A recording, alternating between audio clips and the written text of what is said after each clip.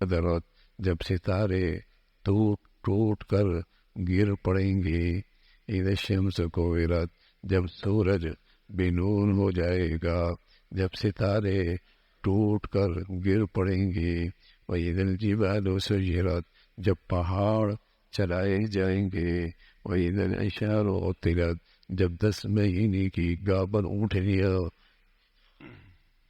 چھٹی پھیریں گی، یعنی یوں ہی چھٹی پھیریں گی، وَإِذَا الْوُحُوشُ حُشِرَتْ جب وحشی جانور مارے گھبراہٹ کے سب جمع ہو جائیں گے، وَإِذَا الْبِحَارُ سُجِّرَتْ جب دریا بھڑکائے جائیں گے، وَإِذَا النُّفُوسُ زُوِّجَتْ جب ایک ایک قسم کے لوگ اکٹھے کیے جائیں گے، وَإِذَا الْمَوْءُودَةُ سُئِلَتْ جب زندہ گاڑی ہوئی لڑکی سے پوچھا جائے گا، بِأَيِّ ذَنبٍ قُتِلَتْ وہ کس گناہ میں قتل کی گئی تھی، وَإِذَا الصُّحُفُ نُشِرَتْ جب نامہ اعمال کھولے جائیں گے، وَإِذَا السَّمَاءُ كُشِطَتْ جب آسمان کھل جائے گا، وَإِذَا الْجَحِيمُ سُعِّرَتْ اور جب دوزخ اور زیادہ دکھائی جائے گی، وَإِذَا الْجَنَّةُ أُزْلِفَتْ جب جنت نزدیک کر دی جائے گی، عَلِمَتْ نَفْسٌ مَا أَحْضَرَتْ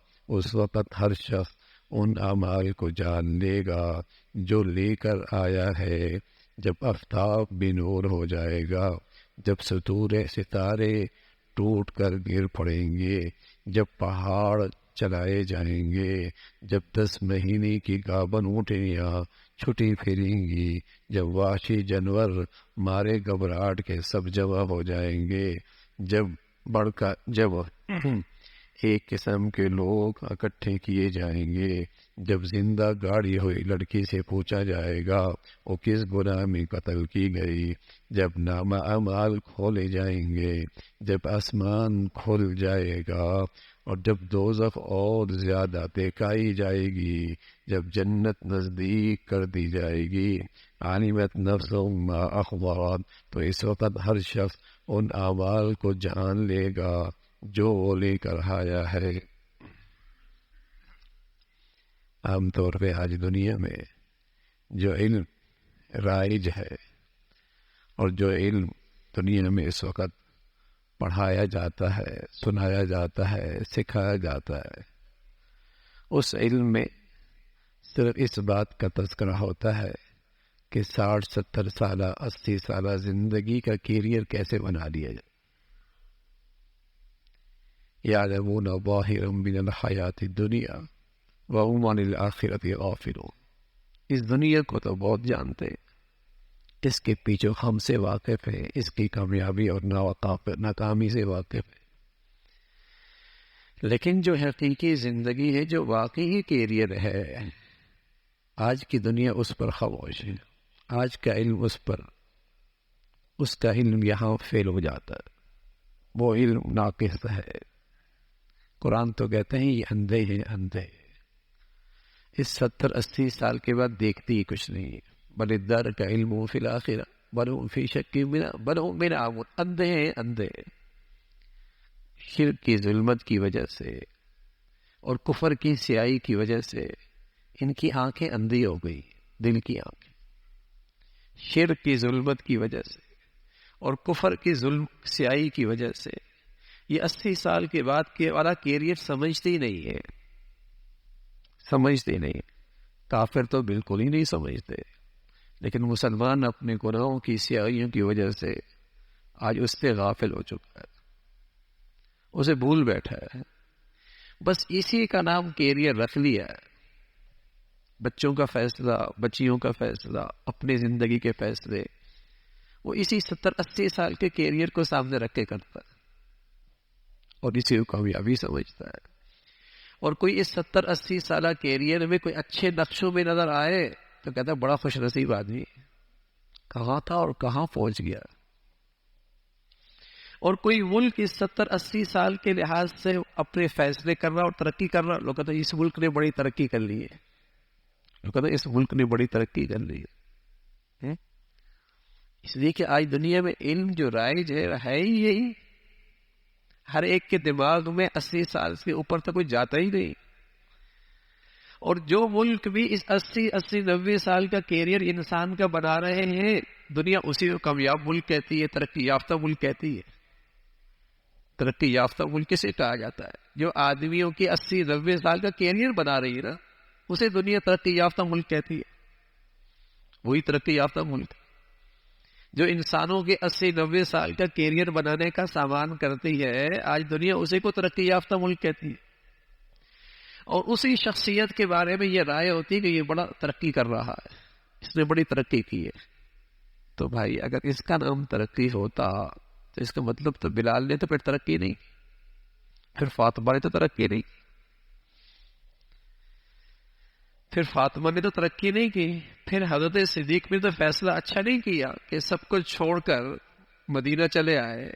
سرداری بھی تھی، بڑے تاجر بھی تھے، بڑے مالدار بھی تھے، سب کچھ قربان کر دیا۔ پھر مصعب بن عمیر نے تو کوئی ترقی نہیں کی، اس لیے کہ شہزادہ تھے، شہزادے، اور قیمتی لباس اور پوشاک پہنا کرتے تھے اور سب سے قیمتی عطر لگایا کرتے تھے، لیکن جب مرنے لگے تو کفن بھی پورا نہیں تھا۔ تو کیا خیال ہے، ناکام ہو کے مرے، الیاذ باللہ۔ یہ جو کہ علم غلط ہو گیا تو معیار بھی غلط ہو گئے، علم غلط ہو گیا تو معیار بھی غلط ہو گئے نا بھائی۔ آج لوگوں کے ہاں معیار اس لیے غلط ہو گیا کہ علم غلط ہو گیا۔ اب لوگوں کے ہاں ناکام کامیاب ہے اور کامیاب ناکام ہے۔ عقل مند آدمی احمق ہے اور احمق آدمی دنیا کے ہاں بڑا عقل مند ہے۔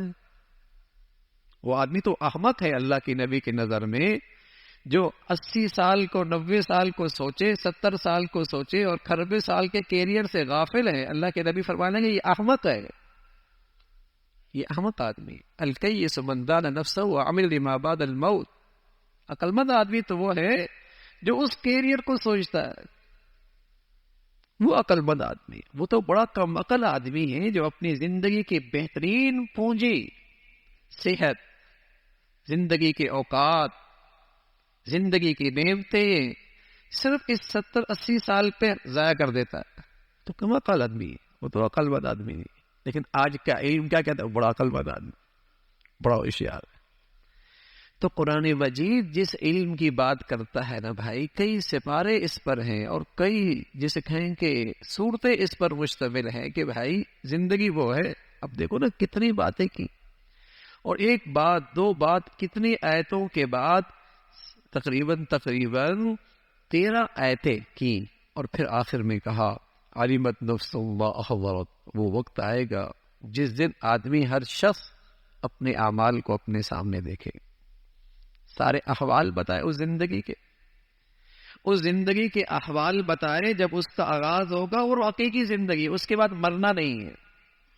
اس زندگی کے احوال بتائے کہ یہ سارا نظام درم برم ہو جائے گا اور سارے نقشے ٹوٹ پھوٹ جائیں گے،